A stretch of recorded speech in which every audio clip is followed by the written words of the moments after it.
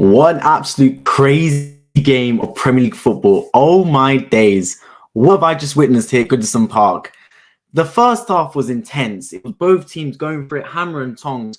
But that second half, oh my God, was a complete change. It was like both teams were there on a mission to win. Like they were just going hammer and tongs at each other. Two red cards, one for the team. Both teams finished with 10 men. Brilliant goals. It was absolutely crazy. I honestly, I was sitting there like, what is going on, man? I'm seeing Corey get sent off for letting his hands on Kane. I'm seeing Lucas Moura get sent off for a horror challenge. It's absolutely crazy. Truly goes is the history of the Tottenham. Bro, that's how it is sometimes, man. We're going to talk about Tottenham because some of the decisions here today was absolutely horrific. Like the decision making to do certain things in this game was terrible. By all accounts, terrible. What they would decide to do, sitting off.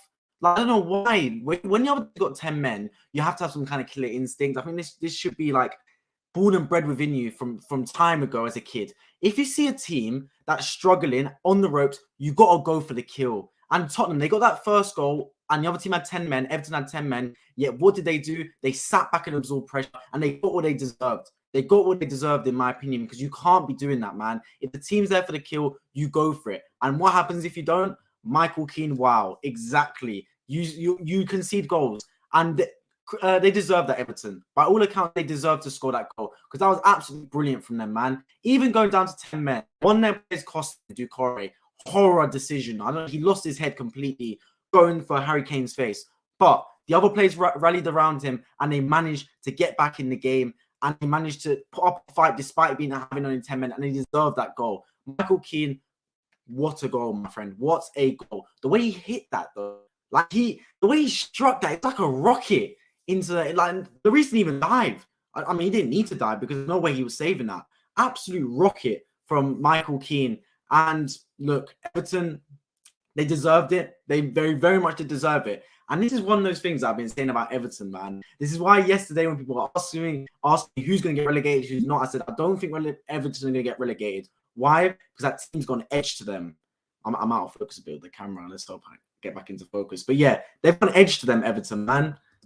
Lucas Moura cost Tottenham the game with that red card. He did. By all accounts, he did, man. I 100% agree with you. And the thing is, leaving Tottenham at the end of the season, they stopped him on. They brought him on, I'm guessing, to try and just rotate around the attackers, and he cost them that red card.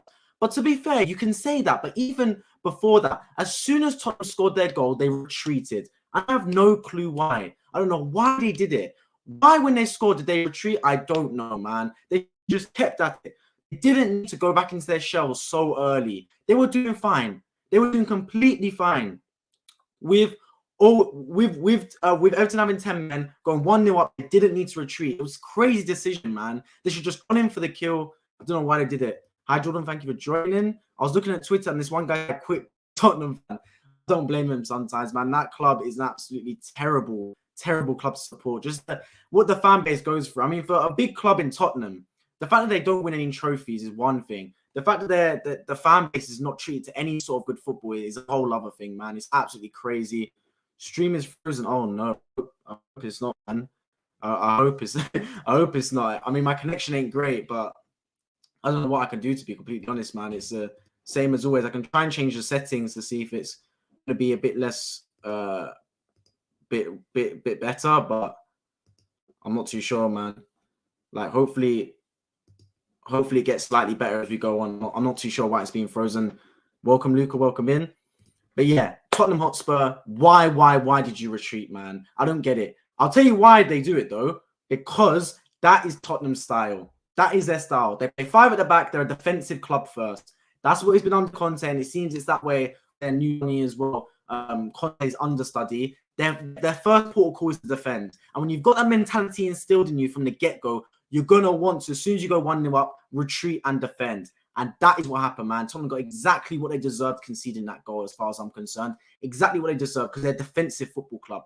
Any other club, any other team that's fighting for top 4, whether it's Manchester United, whether it's Newcastle United, whether it's Liverpool even, I believe, Arsenal, Man City, any other team at the top end of the table, as soon as Everton went down to 10 men and they scored to make it 1-0, they would not have retreated. They would have gone for the kill, made it 2-0, 3-0, and wrapped the game up. What did Tottenham do? They've got that passive defensive mindset. They 1-0 up, but they decide, oh, that's enough. We need to sit back and defend now. And look what happens, man. You get exactly what you deserve, and you concede that goal. Michael Keane gives away the penalty kick. Lucas Moura gets a red card for a bad challenge on Keane, and Michael Keane with a stunner. I mean, Hollywood can write a bloody film on this for Michael Keane, man. He went for everything. Gave penalties, said on Christian Romero. Don't know why he dived in right there, man. Horrible decision to do that. Lucas Moura, of course, gets the red cards for a horrid challenge on Michael Keane. And then that strike, oh my days. That game, that was reminiscent of Vincent Kompany's goal against Leicester City, if those of you remember that. Man City. What a strike from Michael Keane, man. As soon as he hits it, this is good. The way he hit that, you know, sometimes where you shoot, it feels good leaving your boot. I know Michael Keane, that shot felt good leaving his boot. Lloris didn't even move, and it nestled right into the top corner. Unbelievable goal. Arguably one of the goals of the season, man. That was so good from Michael Keane. And big up Everton as well, man, because despite going 1-0 down, despite down to 10 men, kept at the game. They made some subs, they put on some fresh legs, and they kept fighting, and they got exactly what they deserved. And this is why, when I got asked yesterday, who do you believe is staying up? I said Everton, I think they will stay up. Why? Because that team's got edge to them, man. To stay in this Premier League, to stay in this division, you need some edge to you. And Everton show that. They've got a good amount of edge to them, and they stay in competitions. They stay in games when really they shouldn't really be in them, because Tottenham should have put them outside. As soon as Everton went down to 10 men, they had no excuse, Tottenham, not to win that game, and not to win that game by multiple goals. But Everton stayed at it. They got exactly what they deserved, exactly what they wanted. That was at least a point at home. And Everton's home form, I think, will save them this season. I honestly do believe that. I think Everton stays up. Southampton has to go down, and Wolves finish 11th and Palace 10th.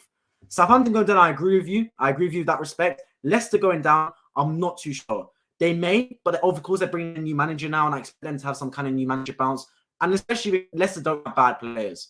Like, they should not be in this position, Leicester City. They've been fighting for Europe the past few seasons, so they should not be down here. If Leicester go down, that is a massive scalp. That is a massive scalp if Leicester get relegated from the Premier League, because they are a big club, man. A very, very big club.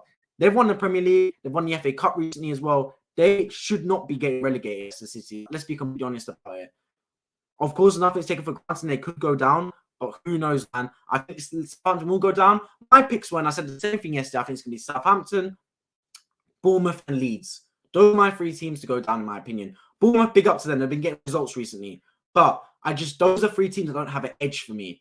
Look at teams that got a little bit of an edge to them. Everton's one of those teams. The home crowd, the home form, playing rugged, playing nasty at times. Everton have got that to stay in this division. They've got it with them. West Ham, I just think they've got some quality in there. Declan Rice, for example, they've got some players that can turn up on big occasions. Leicester City, I'd put in that same category as well. Wolves done enough to stay up. Crystal Palace on the Robertson looked amazing the other day. They've got enough to stay up, I think, as well. So, honestly, I just think it's going to be Southampton, Bournemouth, and Leeds as the three teams go down. Obviously, I could be wrong. Very likely I am wrong, to be honest. But yeah, I'd like to hear your thoughts on that as well. That Keane goal was almost reminiscent to the Company goal to win City the title. Exactly what I said earlier on as well. Very reminiscent. He hit that as well. A centre-back shooting from outside the box and just wrapped it, man. Wrapped it with his right foot right into the corner there. Lloris didn't even have a chance. Didn't have a chance of saving that one. Spurs fans should find wills to live. Unfortunately, not on Spurs, yeah. I mean, Tottenham Hotspur, man. It's crisis Tottenham. Crisis Hotspur. I don't know what to say, man. The whole mentality is just, it's finished in that football club. I've got a lot of topics I want to speak about. I understand the stream's been it's freezing a lot, which I really don't know why it's doing that. It's really annoying me why it's doing that, because it's been running perfectly past few days. I don't know why it's freezing on this occasion, to be honest, the stream. I hope it gets better.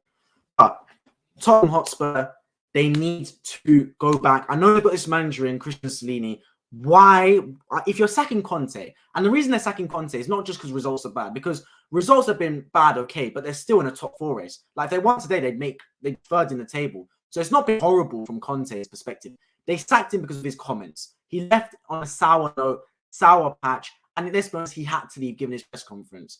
That was one manager that you sacked on bad terms. I don't care what they say. They can say, I wish you the best of luck in the future. Yeah, you do, because you're amicable about it. But that was a sacking on bad terms. It's not like Brendan Rodgers leaving, for example, or Graham Potter, where it was a bit amicable and they said, thank you for what you did. Wasn't working out. Goodbye. With Conte, he fully violated the football club. Like, he had to go. He went for the boards. He went for the owners. He went for the players. Everything. He had to go. But they kept his understudy in place. Like, why are you keeping his assistant in the job? makes no sense. If you get him because of what he said, you scrap everything, man. You cut your losses and you let everyone go. His training people, him, gone. Let them all go and you bring in someone new. Whether it is Thomas Frank, whether it is Brendan Rodgers, whether it is Julian Nagelsmann, you start from scratch again. Why are Tottenham now proceeding to continue with Christian Stellini, where I doubt he'll get the job permanently? There's no point. You might as well cut your losses with him and bring in someone completely new and give them till the end of the season. Because this Christian Stellini guy, I don't see it. He's Conte 2.0 and he's worse than Conte. He's not a good manager as Conte, but he plays the same system as him. Tottenham Hotspur, these fans are crying out for a new style of football. They want to see exciting football club. They want to see the likes of, they're playing under Pochettino. We're playing progressive, forward-thinking football, man. Attacking. That type of football they want to see. They don't want to see the football where they're just all sitting behind, sitting back, counter-attacking, score a goal, and they retreat like they're going to win every game by 1 goal. It's crazy, man. I don't know why they brought in Stellini. I don't know why they kept Stellini, to be honest. They should just brought someone completely new in. I see Chelsea sacking Potter as well. I assume they're going to try and sign a manager ASAP. Tottenham, they're just sitting on their haunches. They're being passive, and closed mouths don't get fed. They need to be out in the market and getting a top manager in the door, to be completely honest. How can you allow relegation for the team dominate you after 1-0 up? They were down to 10 men, for God's sake. Exactly, man. Exactly. Tottenham Hotspur got given a gift. A gift. Once a season, if you're lucky, you'll get a gift like that. Doucore lost his head. His head was gone. It was somewhere else. It wasn't in Goodison Park. He lost his head. Harry Kane's face. Instant red card. It's not a debate. You can say it's not violent conduct. It isn't violent conduct, but you reach for someone's face, it's a red card. He knows the score. He knows the law. That is with over 30 minutes left. You're playing against 10 men. It's a relegation threatened side. You score to make it 1-0 for a penalty. You win the penalty. Well done.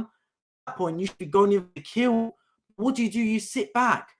I'm telling you, it could have been us lot as an 11-a-side team. Tottenham would have made us look good because they just sat back. Why? Why are you sitting back? They've got 10 men. You're going for the kill, man. Where's your killer instinct? Where in the football club is someone thinking, they're on the ropes here, we kill them? You're most likely to put your team away. How many times in football do you see a team score and they score straight again right after? They do. A misery compiler. 1-0 up, Everton on the ropes. They should just continue to press them, and they would have made it 2-0, and that would have been game over. But no, they give Everton a lifeline. And when you're playing away from home, you can't give the opposition team a lifeline because they're looking for anything, any sort of lifeline, and they'll be at you, man. They'll be well and truly at you and ready, and the crowd will be on top of them. The players will be on top of them, and they'll be trying as hard as they can to get an equalizer. And Everton did exactly that, man. They got exactly what they deserved. But poor on Tottenham for allowing that, man. They should have gone in for the kill. It's them in a nutshell, man. Is Danjuma brother still alive? Exactly, man. I don't know why they signed him. They signed one of these attacking players.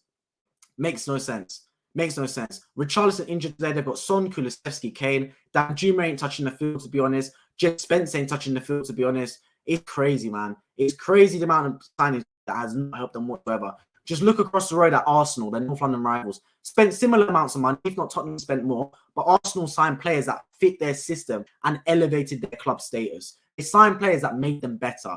Tottenham signed players that aren't making them better. And most of them aren't even touching the field, to be completely honest. It's crazy, crazy decision from that club. I think the reason that it's got even worse for Tottenham is because they've seen how Arsenal are doing. They've looked across the road, they've seen how Arsenal have gone from where they were, which was fairly close to Tottenham on a level playing field, and now Arsenal completely up their game, reached a new stratosphere that Tottenham can only dream of right now. That's what's the misery compiler for Tottenham. That's what's made it 10 times worse. Because if Arsenal weren't doing well, it wouldn't feel as bad as if you're a Tottenham fan. But because you know, less than 12 months ago, Arsenal and Tottenham were pretty much neck and neck, and now you fast forward 11, 12 months, and Arsenal are in a completely different football field than Tottenham in terms of quality and ability. That's what hurts Tottenham fans the most. Has Harry Kane not hospital yet? I mean, look, Harry Kane did his best Will Smith impression, his best Leonardo DiCaprio impression, but he did what he needed to do, man. If a man touches you on your face, you go down, bro. It's how it is. I mean, any Arsenal player would have done it as well. Any other club player would have done it as well. You get your hands on your face, you go down, you get the opposition player sent off. He did the right thing, to be completely honest. I don't begrudge Harry Kane one bit. Harry Kane out of the season. Harry Kane out of the season. Tottenham season done. I mean, Harry Kane. I mean, look, Harry Kane is good, too good for Tottenham. We know He's loyal. He's loyal to the badge. He's loyal to the place. He's loyal to London as well. His family's grown up there. The man needs to move on. He needs to move on. I'm not saying let's leave the Premier League. Manchester United should be knocking at Harry Kane's door right now. Right now. Because I already spoke about Manchester United yesterday and how Wout Weghorst is not good enough for that team.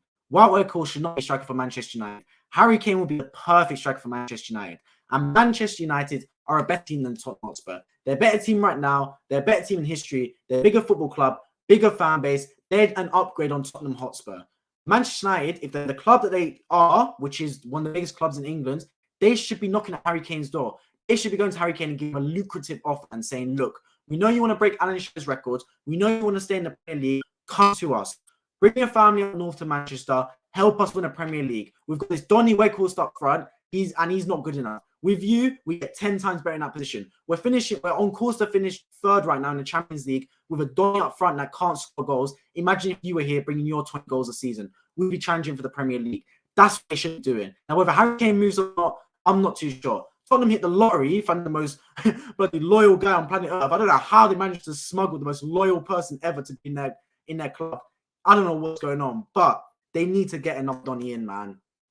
Because Tottenham Hotspur, they can't keep relying on Harry Kane. They can't. They've tried to build a team around him. It hasn't worked. They've tried to build a complete team. It hasn't worked. Whatever Tottenham Hotspur try, it doesn't work, man. It just doesn't. They're ruining Harry Kane's legacy. He's going to be the only player to retire. He's going to make the Hall of Fame without winning a trophy. It's crazy. He's that good, but he's not won a trophy. Manchester United, Chelsea potentially as well, they need to be knocking on my man's door and saying, look, we want to bring you to our stadium. We want you to score 20 goals for us and convert it into a trophy, because Tottenham are not doing that. For me, Man City were very close to getting Kane, and they probably should have got Kane. It fell through. Daniel was convinced Kane for a couple of seasons. They went to get Haaland. No longer interested in Kane. But if Kane was at Man City, boy, would have been crazy scenes. Okay, evening, everyone. Thank you for dropping in. Mohammed, I've heard Spurs want company as their head coach. Mate, he's 36. They would be appointed manager that can walk into their starting 11. He's younger than Thiago Silva. It's crazy, man. But Vince Kompany's done a good job, a very good job at Burnley. For me, if I'm Tottenham, who had a point, it's a risky one. But Thomas Frank, or even look at Michael Carrick at Middlesbrough. Michael Carrick has done a brilliant job at Middlesbrough, and they're playing exciting football. Tottenham Hotspur, you've tried it with the serial winners. You've tried it with the Antonio Conte, the Jose Mourinho, the managers that are meant to bring you instant success. It's working. Go back to the Pochettinos. Go back to those type of managers that are going to build a project, improve the young players, and have that kind of aspect to your club back. Have back the Tottenham DNA. We play exciting football. That's what you need, man. That is exactly what you need. And Michael Carrick can bring that. He really can. Julian Nagelsmann could bring that. He really can. But don't go for another serial winner. Tottenham, go for a project manager. Even if it's Brendan Rodgers, that's not even a bad appointment for Tottenham. Honestly, it's not. Because I know Brendan Rodgers is a very good manager.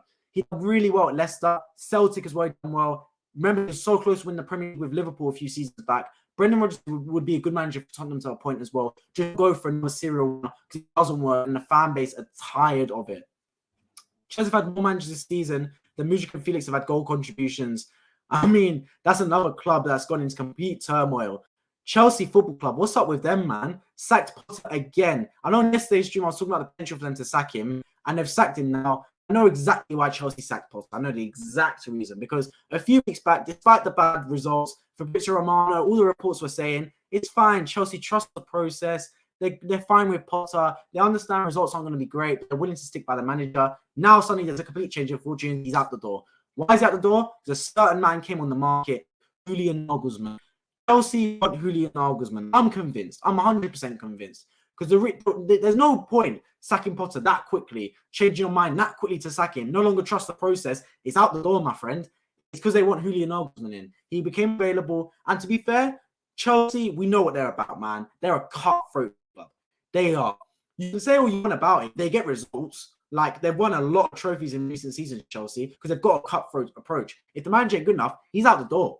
They're not giving him time. He's out the door. So whether they bring in Julian Nagelsmann, who I expect them to a point, by the way, because the way that sacking happened, it seemed very apparent that Julian Nagelsmann was going to be the next man in that door. So whether it is him, whether it's Luis Enrique, it's Pochettino, who knows? But I do expect Chelsea to appoint a top manager now, and they need that because they've got a good squad there, but they've got a lot of egos as well. They've got a lot of top players for coming in for a lot of money, a lot of wages, a lot of different players. They need a top-class manager to be able to bring them together, because that's a hard job, Chelsea. A very tough job.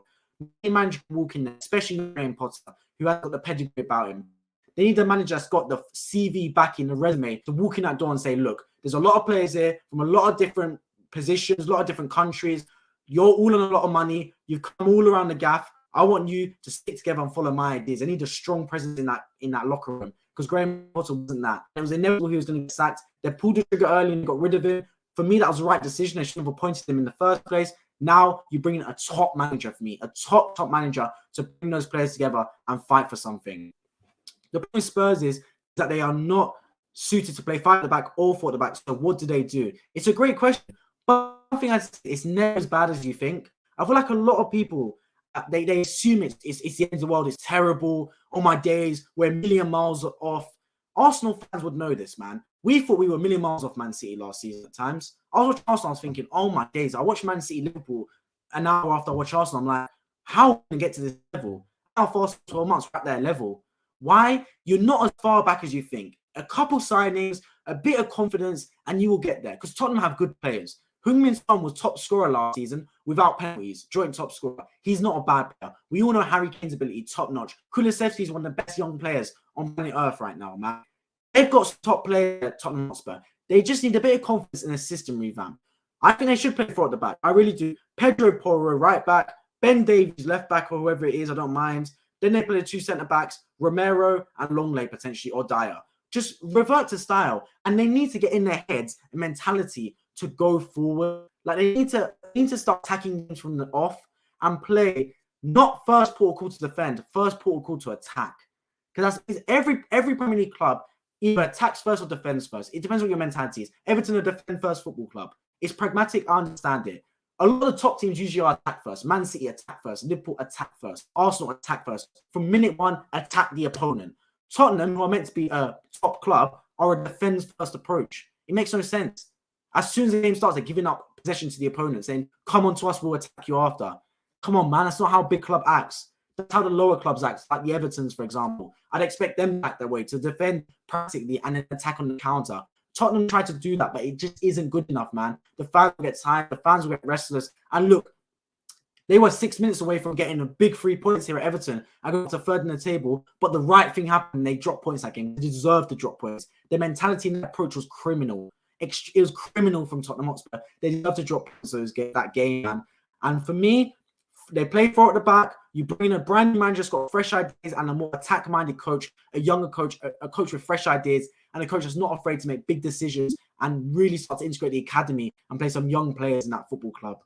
Chelsea must get rid of toxic players at their club. Yeah, agree. And there's a lot. Not only is there a lot of toxic players, there's a lot of players in general at Chelsea Football Club. I can go through and do a keep bench sell, which I'm going to do for a lot of clubs. I can do one for Chelsea as well, man. Kai Havertz, out the door, my friend. Goodbye. He's been a failed transfer. I'm not a fan of Kai Havertz one bit. I know he scored the penalty against Dortmund, and I know he can have some days, but I'm not a fan of Kai Havertz one bit. He needs to go. Mudryk lost the other day, but I don't blame him. Why did they sign Mudryk? It makes no sense. The Donny was targeted by Arsenal because he fits Arsenal. Arteta loves touchline wingers. He loves wingers that are going to be as far wide as possible and impact the game with chalk on their boots. Chelsea by Mudryk, they play back 5, so he's ended up playing as like a not down the centre. He's not a striker, but he's not even been a wing either. He's been like a middle player, which isn't his game. That's not his game. It's square pegs in round holes. If you're gonna sign a player that fits the needs. Cucurella didn't fit Chelsea's needs. Mudryk doesn't fit their needs. Enzo Fernandez played our position. He's box to box player. You're playing as a CDM. They're not buying players to fit their needs. So they need to get rid of the toxic players. Maybe with a new manager, you can see what happens. Then again, when you have a new manager, they're going to want their own players. They're not going to want these Potter players. So now you're going to spend even more money in the summer to sign his players. Then you're going to have to get rid of some of these players. Mudryk's on a 7-year, 8-year contract. If you want to get rid of him, he's cost a lot of money. And even if he does, he's going to want a lot of money. They're paying him already. They've locked down a contract for 7-8 years. If he ends up being a flop, oh my God, Chelsea are in the bin. So they've got a lot of problems to fix that football club, to be completely honest. Tottenham bottled top 4 again. You say that, but it's not even over. That's the thing. No team wants top 4. It's crazy. No team wants top 4. Like, I'm looking at these teams. Tottenham again not winning. Liverpool can't win. Newcastle, fair play. Good result yesterday. Even there, not going to win games consistently from now to the end of the season. The top 4 race is up for grabs by process of elimination. It's not like any team really wants it, to be fair. It's just like, it's whatever team is least worse. Normally, like, okay, what team was best to get top 4? This year is whatever team's least worse. What team's not bad enough to get top 4? That's what it basically is. It's crazy, man, but that's the way it's gone this season. Maybe Chelsea could be suited to appointing someone like John Terry's manager, because they will respond to him and he does have fresh ideas. I hear your point, but the thing is, I don't think you bring in John Terry because this job's too big for him, man. Way too big for him. You're talking about the amount of new players in that door, and John Terry to get all those egos around him. I'm not sure. Maybe he's an assistant, or maybe he has some kind of role within the club, like being assistant or a coach at the club. Maybe I can see that, but in terms of the manager, they need a proper experienced manager in an experienced head to really galvanize those players and really go in there and say, look, this is my resume. Champions League winner, whatever, league winner. I'll run all this stuff. You listen to me, I'll bring results to this football club. Not Graham Potter, whose resume is, I took Brighton to the top half of the Premier League table. You know what I mean? Like, well done. Well done. Now you're coming to his Champions League week. Like, what's that going to do, man? That's like me applying to be CEO of Apple because I was manager of Lidl. Yeah, well done. You're manager of Lidl. You're not going to be CEO of Apple now, are you? So they appointed the wrong manager, Graham Potter, in my opinion. They got rid of him. Good. You made your decision early. You chopped him as soon as you could. You cut your losses. Now bring in the top manager, man. The top manager is Chelsea. Because they've got the checkbook to do it. They've got the big checkbook. They've got the big ambitions. They've got the relentless attitude. Bring in the top manager. If there's ever a club that needs a top manager, it's Chelsea. Tottenham, on the other hand, they can afford to appoint a project manager because they're not going to back the managers. They might as well bring in a Donny that's going to actually galvanize you and in the academy. That should be Tottenham's approach. For Chelsea, just bring in that top manager, man. I know it didn't end well with Lampard, but there were signs. First season got them top 4 with a transfer ban and a final. Yep. But Lampard, just like Potter, these are project managers, man. When you've got a transfer ban, I know it sounds like, oh my God, it's brilliant with a transfer ban. It makes your job easier as coach because you haven't got the pressures of signing top players and dealing with egos. You haven't got that pressure. When he was there at Chelsea in his first season, he brought in players like Mason Mount who are going to listen to him. They're really nice boys. They're going to listen. The problem is when you're manager, when you've got Mudryk on that, they spent 100 million on. When you've got Enzo Fernandez, they spent 120 million on. When you've got Ban, when you've got these type of players that can maybe cause a fuss in the locker room, big egos, big personalities, that's when it's tough to manage. It's easy managing when you've got a transfer ban, you've got a lot of academy players. But if you're going down Chelsea's approach, which is signing top players, bringing in big egos, spending a lot of money, you need a top manager to compete with that. If you're going to go down the other route, which is spending a lot of money, being like a project run club, then you can afford to bring in a manager like Lampard, like Graham Potter, etc., where they will implement their ideas on a younger group of players and start to build it up bit by bit. But that's not the approach Chelsea's going for. So they need the manager to align with their beliefs. And they didn't do that with Graham Potter. He was the wrong manager for the wrong circumstance. I wish him all the best. I do see Graham Potter being an okay manager, but he wasn't the right manager for Chelsea. He's the right manager for someone like Leicester, for example, or Brighton. That's who he deserves to go for. Premier League every day, I'm loving it. It's brilliant, man. It's absolutely brilliant in the Premier League. Tomorrow, Chelsea versus Liverpool will be streaming after that. Day after, Manchester versus Brentford, I'll be streaming after that. I can't wait. The Premier League this season is unbelievable. Every game's got something riding on it. Teams fighting for everything, whether it's Premier League, whether it's Champions League, whether it's Europa League, whether it's surviving relegation. Every game's got something to it. It's absolutely crazy. I would like to see Arsenal versus Palace FA Cup next year. Hey, that would be a good game, man. That would be a good game, Arsenal versus Palace. I wonder who Palace will have next season because I don't think, despite Hodgson doing absolutely amazing the other day, I don't see them keeping Roy Hodgson next season. I think he's literally just come in to keep them alive. So I wonder who Palace will appoint next year. I'm not too sure, to be completely honest. Let's move on to the top 4. Oh, okay, Rafa Benitez is favourite to become Leicester boss. That's interesting. That's interesting, Paul, to be fair. And Rafa Benitez, this Donny, I feel like he's always on the market. Like, is it just me or is Rafa Benitez always available? This guy, I feel like he's never in a job.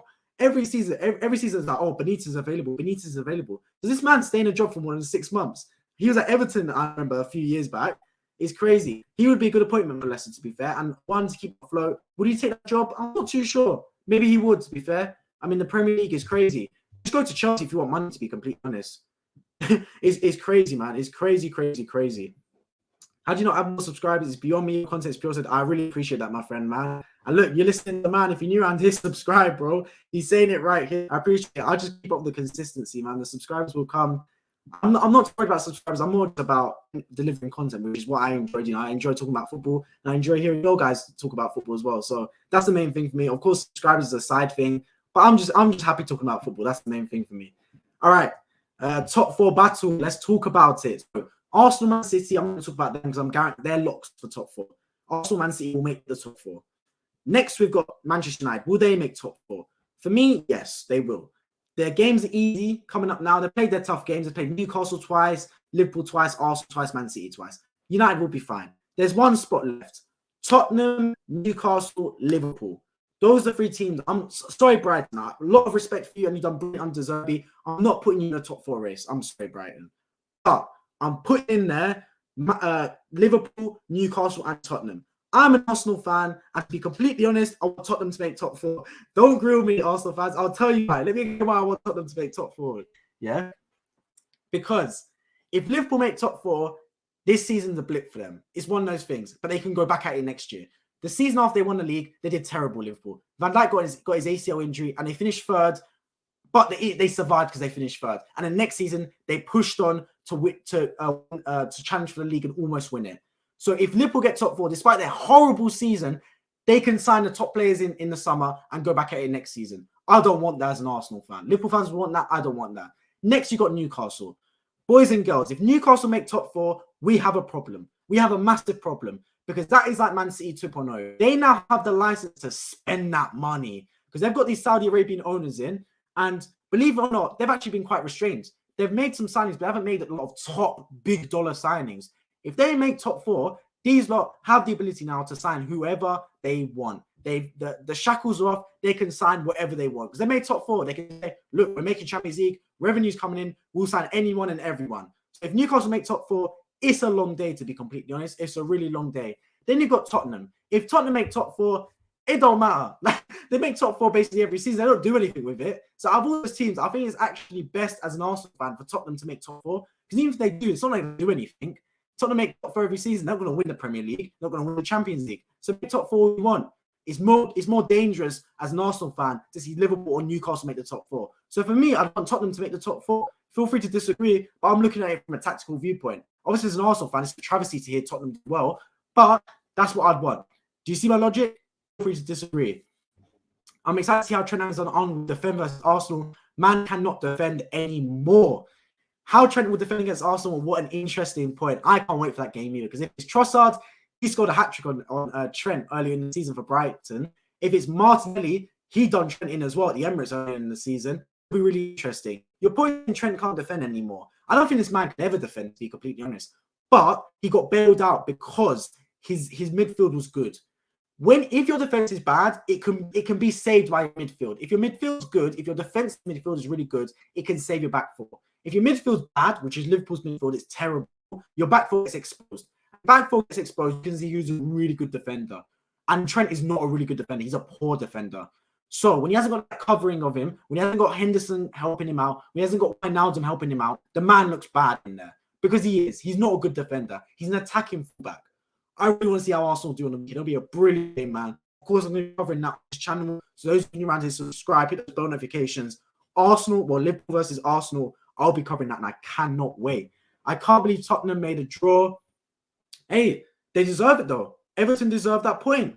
Tottenham Hotspur got a draw because they sat back and retreated to their shell. Tottenham Hotspur retreating in their shell. Why, oh why? As soon as you make it 1-0, as soon as they're down to 10 men, you put your foot on the gas, you put your hands around their throat, and you strangle them, and you force yourself to win that game. But no, they retreat into their shell and go back to 10 men. As I said, if all the people watching the stream were an 11-a-side team, we would look good against Tottenham. They sit back against anyone and everyone. They've got a defensive-oriented mindset. It's not good enough for them, man. They need a new manager in that's going to be more attack-minded, and they will look to get results. So all the fans will be distraught at this. This will anger a lot of fans where they drop points this game, man. And look, if they won, it might have been papering over the cracks because even when it ended 1-0, the fact that them retreated was really bad sign. I think they really, really got found out here today, and they really need the mentality shift and the new coach in the door. RD12's predictions: Arsenal 1, Man City 2, Newcastle 3, Manchester United 4. I agree, except for Man United and Newcastle. If I have to say right now, I think it's going to be Arsenal, Man City, Man United, Newcastle. I agree with you. The 4 teams, just swap United and Newcastle for me. Jesse Marsh will come next to Leicester City. I'm a big fan of Jesse Marsh. I really am. I think he's a good coach. Really is. He's an American Donny, and he's on that new generation of American coaches. He was unfairly sacked by Leeds. As soon as the transfer window ended, they sacked him. It makes no sense. He literally bought Weston McKinney, this Rutter guy, and then they sacked him straight away. That's like me being in charge. He's like me being in charge of, I'm going to say Lidl again. Me being manager of Lidl, I bring in all these employees that I'm thinking, oh, I've done his interview. He's a really good employee. Then HR tells me, then you're out the door now. You're sacked. Just brought all the employees that I want to progress and train. It's crazy. They should at least give them a couple months. I think Jesse Marsh is a really good manager, to be fair. Really, really good manager. And he'd be a good choice for Leicester City. Palace are targeting Wan-Bissaka. Oh, wait, so he's going back to Palace. he was at Palace before. To be fair, I think Wan-Bissaka at Manchester was a flop. It was a flop. But under Eric Ten Hag, he started to train Wan-Bissaka a bit more. Wan-Bissaka will never be good going forward. And Wan-Bissaka probably will never be good enough for Manchester United, to be completely honest. But the one thing my man can do is one-on-one defend. Can one-on-one defend. I've seen him against Martinelli. He defended that boy good. Like, he can lock up players one-on-one. When it comes to defending as a team and back defending, he struggles a bit, and he should be training in that respect. But he is a decent one-on-one defender. Like, I see he's got defensive IQ about him. And if Palace do get him, that'd be a good player for them. Because they do need to address their right-back, Palace, because they've still got Joel Ward up there, Nathaniel Klein, etc. Like, they haven't got a young up-and-coming right-back. They have got a left-back in Mitchell, I believe, who's actually an up-and-coming player. Ryan and Gunn are my targets I want to see next season. Wow. Ryan, I think, will want Arsenal. I think he will. I think there's too much talk around it for it not to happen. Sterling, I'm not too sure. Gundogan, also, I don't think City will sell anyone to Arsenal again. Obviously, his contract runs out. Whether he'll come to Arsenal or go to Barcelona, I see Gundogan going to Barcelona more than Arsenal, to be fair. If I'm Arsenal, I'm looking at Mason Mount, to be completely honest. I'll tell you why, yeah? This man does not turn bad overnight. Mason Mount's still a good footballer. We saw what happened with Marcus Rashford. Marcus Rashford was terrible. Was absolutely terrible seasons gone by. This season, he had a new coach, new ideas, basically new confidence around him. It was unbelievable. Mason Mount a couple seasons ago was really good. Like, he was a top player. You don't turn horrible overnight. And it's not like he's got attitude problem like Dele Alli, for example. Dele Alli turned horrible overnight because his attitude stunk. His attitude well and truly stunk. Mason Mount doesn't have an attitude problem. He's just lost confidence. So I would honestly like to bring Mason Mount in. For me, I'd sell Emile Smith-Rowe. I don't think he's right for Arteta. He's not quick enough to be a left winger, and he's not good enough to be a cam for me. Like, he hasn't got like cam position. So for me, I'd sell Emile Smith-Rowe. I'd bring in Mason Mount for Arsenal. Rice, I like the look of that signing. I really do. I think he's going to be a long-term Xhaka replacement. And I think we're still going to want to sign a C, like I said. I think Rice is that Xhaka role. I can really see it happening. He's younger than Xhaka. He's got the same build as Xhaka. He's got the same technical ability as Xhaka. He's more physical than Xhaka at times as well. He's got the legs. I can really see that being a possibility. And Sterling, to be fair, I don't really want Sterling, to be completely honest. Man City versus Arsenal, April 26th, awesome matchup. That will be a massive, massive game, man. But my thing is, if Arsenal wins that game, 7 points clear, provided that they're obviously games in hand not included, 7 points clear without games in hand, that game becomes basically a free hit for Arsenal, a complete free hit. I just don't want to go into that game knowing we need to win. Because if Arsenal go into that game needing to win, it'll be a long day, to be completely honest. Very, very long day. Because Man City came to Emirates and they punished us. Man City had the potential to turn it on against any team. They really do. They're a top side. So I don't want to go into that game as an Arsenal fan thinking we need to win, because then it's panic stations for us. I'm not going to take my eyes off that game for 1 second. Me neither, man. Me neither, because that will be a massive, massive game. And of course, we're in it on the channel. Big up, Luca. Big up yourself as well.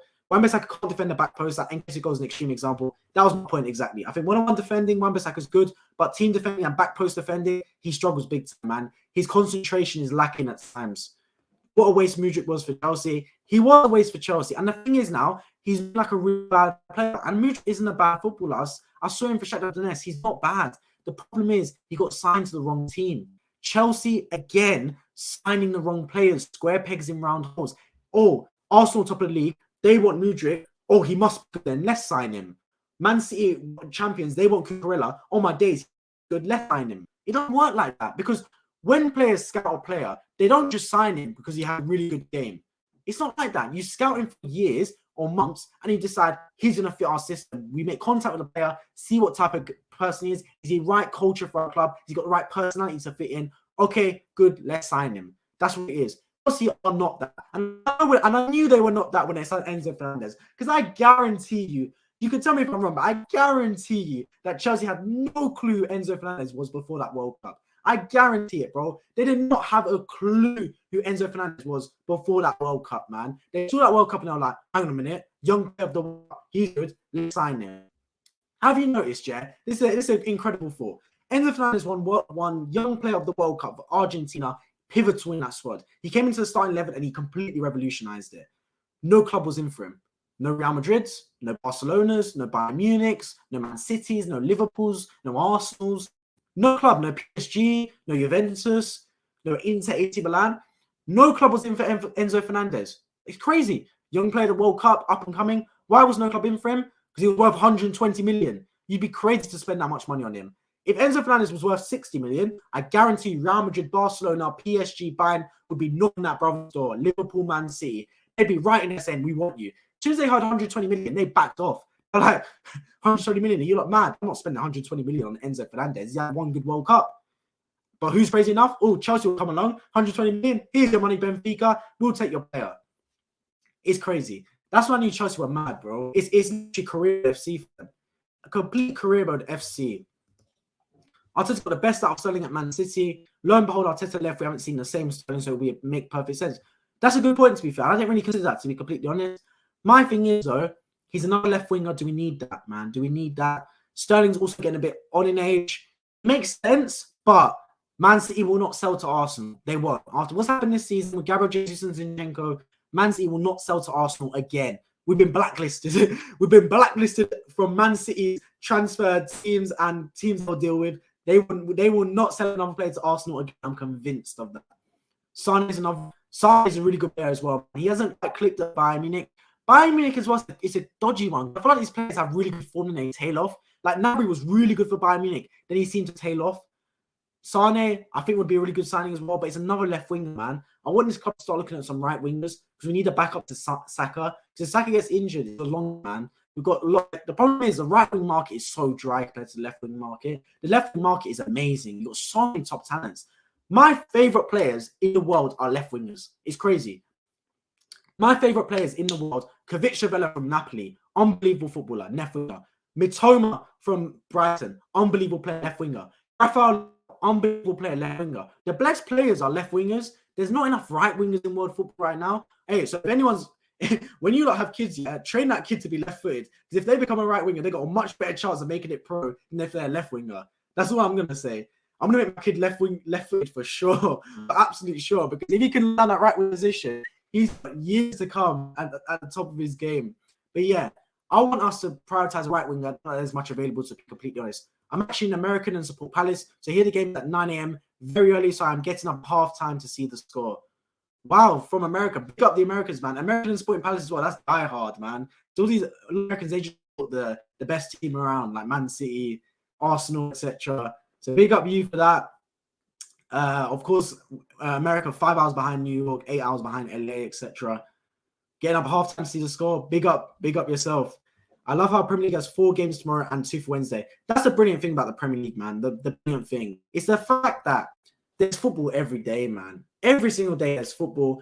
Since World Cups ended, it's just been football. And I absolutely love it. And I will tune into as much football that's on TV. I promise you that. Sterling is at Chelsea.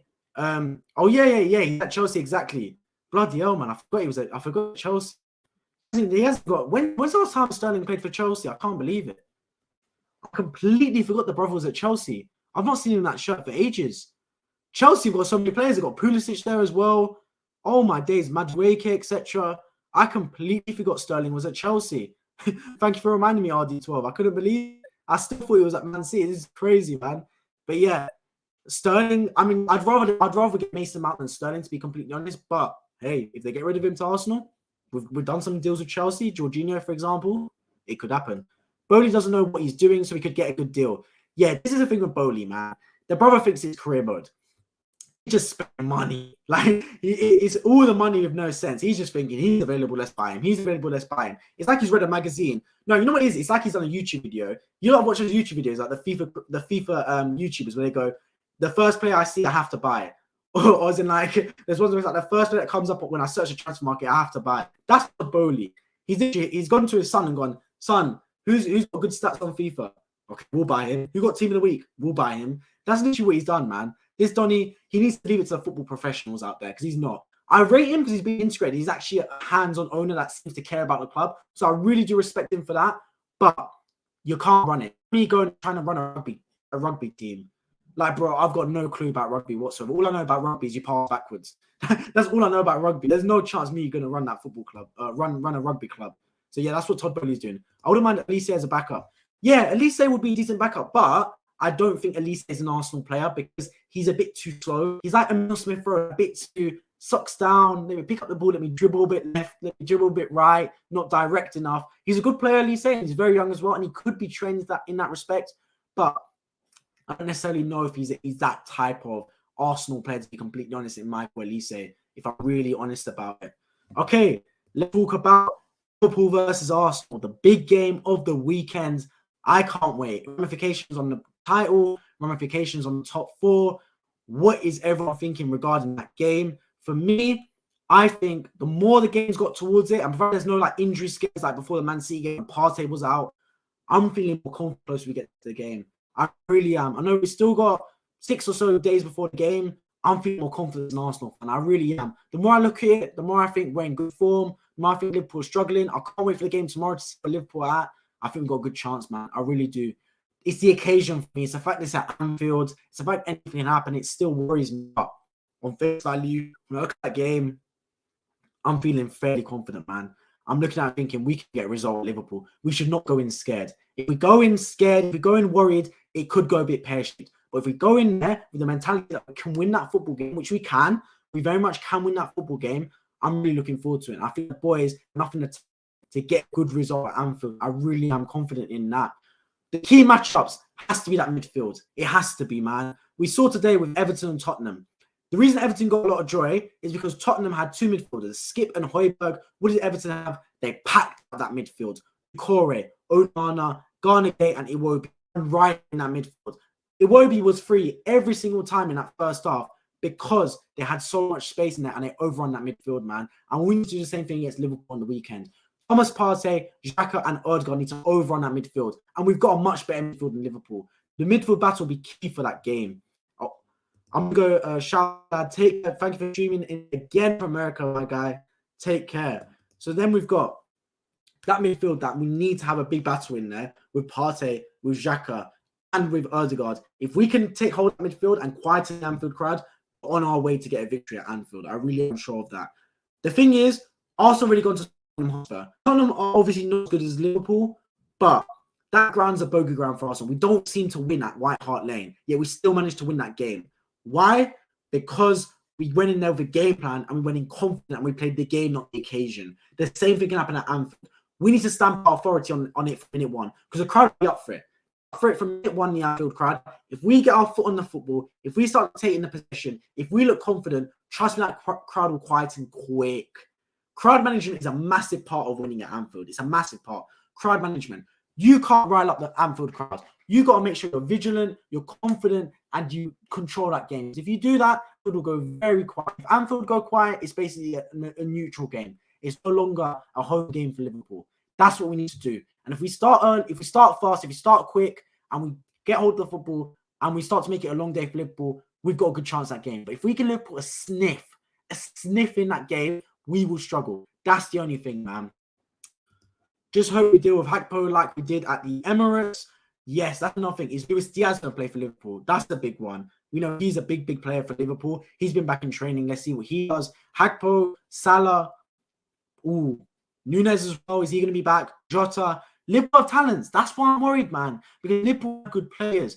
It's really struggling to watch Liverpool. It's like a student. It's like an A-star student that's not doing well in the exam. It's like you got the potential there. It's just not quite achieving those top grades. That's the thing with Liverpool. Like they've got really good players in there. Like Salah's a really good player, Gakpo's a really good player, Nunez, etc., Jota, etc. They're good players, but they're not quite performing at their best. And it's worrying because at any moment they can, like against Bournemouth at the start of the season, like against Manchester United as well.